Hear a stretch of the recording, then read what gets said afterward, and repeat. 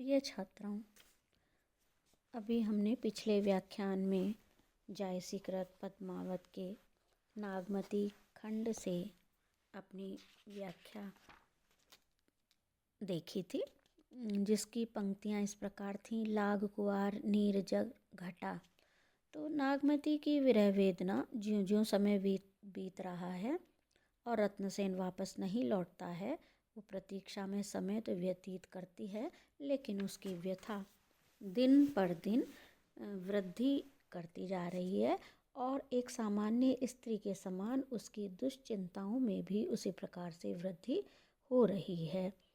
तो ऋतुओं के अनुसार जैसे जैसे परिवर्तन प्रकृति में दिखाई देता है, उसी के अनुरूप नागमती की वेदना में भी वृद्धि होती चली जा रही है और उसके अनुरूप ही वह अपने अनुभव स्वयं से और प्रकृति से ही साझा करती है। वो अभी अपनी व्यथा को किसी और के समक्ष व्यक्त नहीं करती है।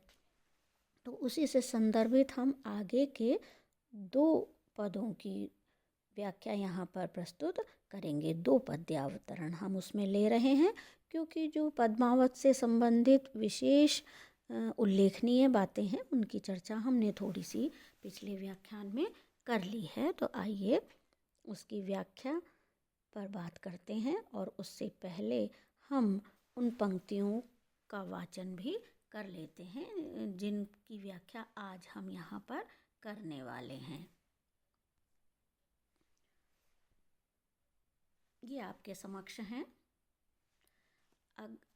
अगहन दिवस घटा दिन बाढ़ी, दूभर रैन जाई गिम काढ़ी। अब यही विरह दिवस भाराती, जरो विरह जस दीपक बाती।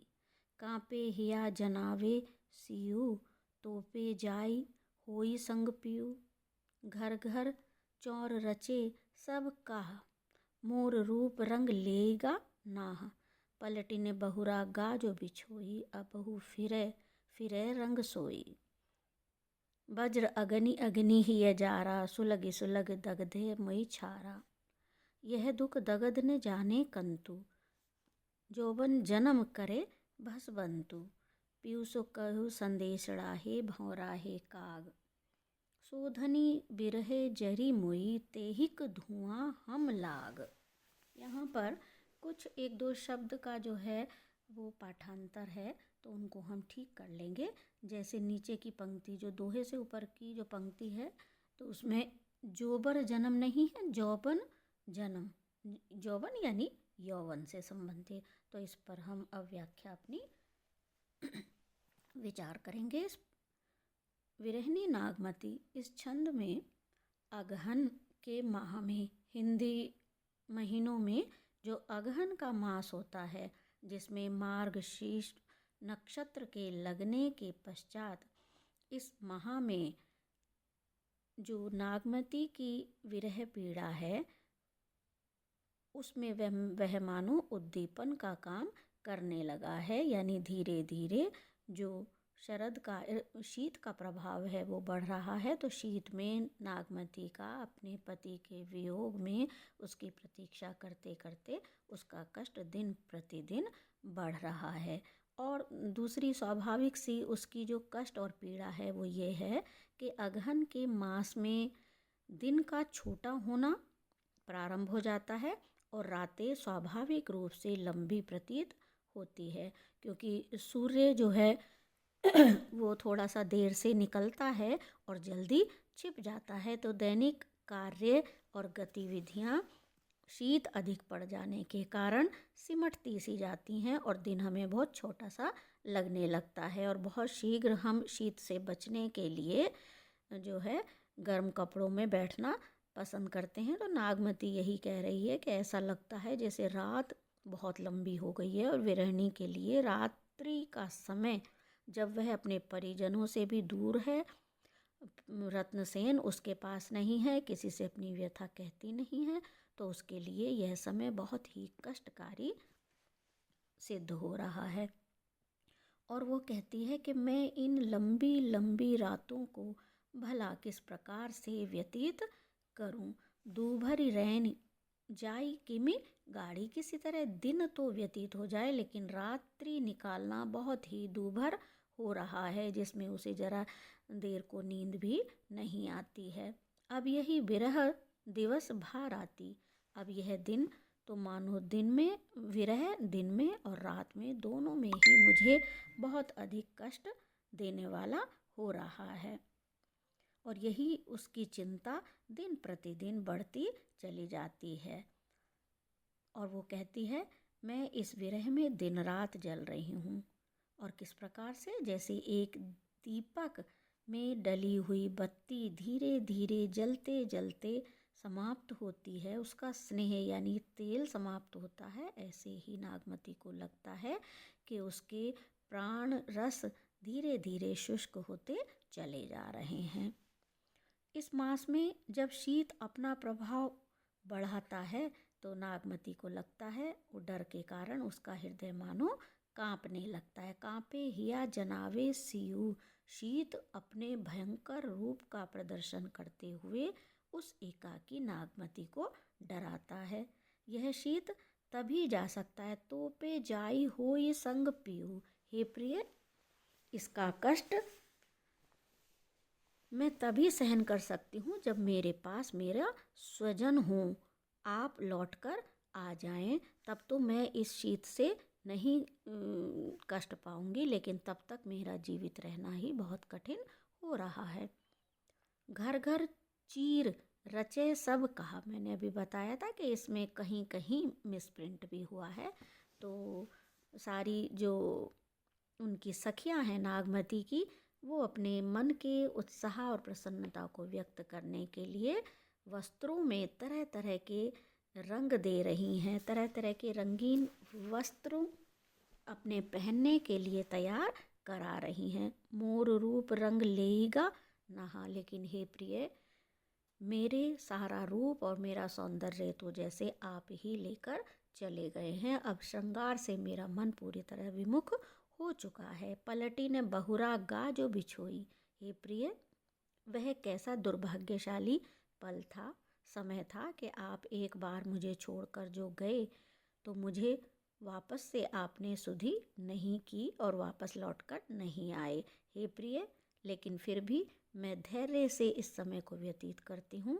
अबहु फिरे फिरे संग सोई, हे प्रिय, यदि आप अभी भी आ जाते हैं तो अब भी मैं फिर से मेरे जीवन में वही उत्साह, वही प्रसन्नता और खुशियाँ वापस से आ जाएंगी। वज्र अग्नि विरहिन ही जारा, और आप इसकी कल्पना नहीं कर सकते कि कैसे एक विरहिणी एकाकी स्त्री के हृदय को यह विरह, यह वियोग का समय वज्र के समान, वज्र की अग्नि के समान दाहक दहता रहता है और उसको कष्ट प्रदान करता है, जिससे मेरा हृदय पूरी तरह से विदीर्ण हो रहा है।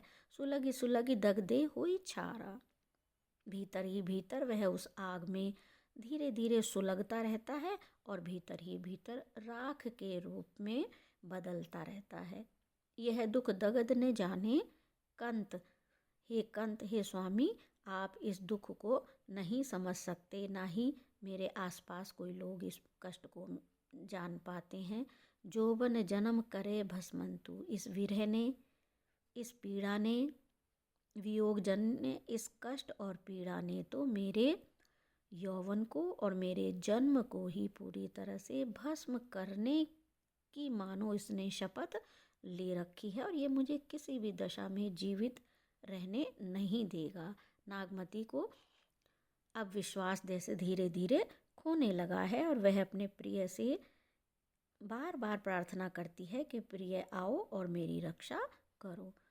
और फिर इस दोहे में वो एक भंवरे से संदेश लेकर रत्नसेन के पास जाने के लिए कहती है, नहीं हाँ, भंवरे से और कौवे से, जो भी उसे प्रकृति में अपने सामने दिखाई देते हैं उसी से अपनी व्यथा को वह साझा करती है और अपनी मदद करने के लिए उससे निवेदन करती है। वो कहती है कि तुम ही जो मुझे दिखाई दे रहे हो, तुम ही क्यों नहीं मेरे हृदय और मेरे अवस्था पर सहानुभूति करके मेरे ऊपर इतनी विनय करो, मेरे ऊपर इतनी कृपा करो कि हे भौरे और हे काग, हे कौवे, तुम ही मेरी इस प्रेम के संदेश को लेकर जाओ और मेरे विरह में निकलते हुए एक एक दिन के कष्ट को जाकर मेरे प्रिय से बखान कर दो, उनसे वर्णन कर दो और जाकर इतना कह दो कि सोधनी विरह जरी मुई, क्योंकि जब तक तुम उनके पास जाओगे निश्चित रूप से मेरे प्राण पखेरु उड़ चुके होंगे। तो उनसे जाकर कहना कि वह स्त्री तो तुम्हारे प्रेम में दिन रात तड़फते हुए विरह के कारण जलकर राख हो गई। तेहिक धुआं हम लाग, और उसी के धुएं के लग जाने से, उसी की कालिमा से मानो हम दोनों का रंग भंवरे का और कौवे का रंग काला पड़ गया है। तो इस प्रकार की हेतु प्रेक्षा के माध्यम से वो कौवे से और भंवरे से अपने प्रिय के पास जाने की विनती कर रही है। यहाँ हेतु प्रेक्षा अलंकार है क्योंकि कौवा और भंवरे दोनों ही काले हैं। और नागमती कहती है कि तुम ऐसे जाके कहना कि उसी के विरह से जलते हुए शरीर से निकले धुएं से हम दोनों का वर्ण श्याम यानी काला पड़ गया है। अब निरंतरता में हम इससे अगला वाला जो पद है उसको भी देख लेते हैं, फिर उसके काव्य वैशिष्ट्य पर सामूहिक रूप से थोड़ी दृष्टिपात करेंगे। अगला जो पद है